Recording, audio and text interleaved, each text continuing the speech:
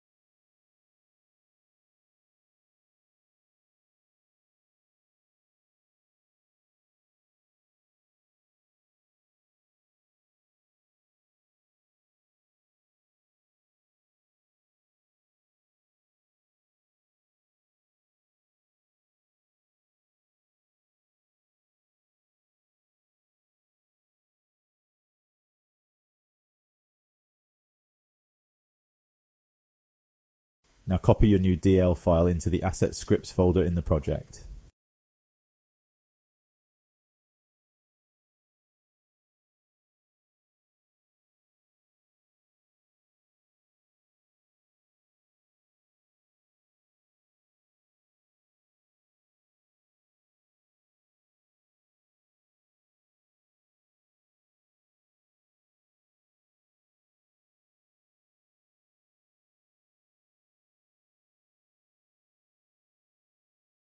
Unpack the prefab and search for dynamic mapcam. The last component in the object should now be missing its script if you click on missing, and then select the camera render with material script that should fix that.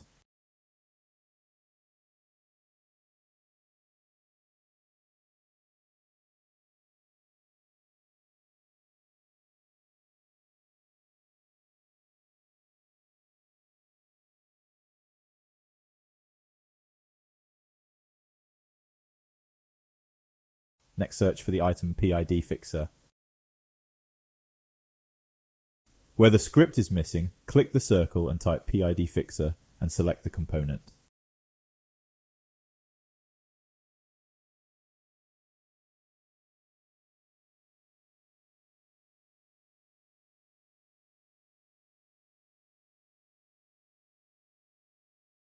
Lastly, we should clean up an old object that is not needed.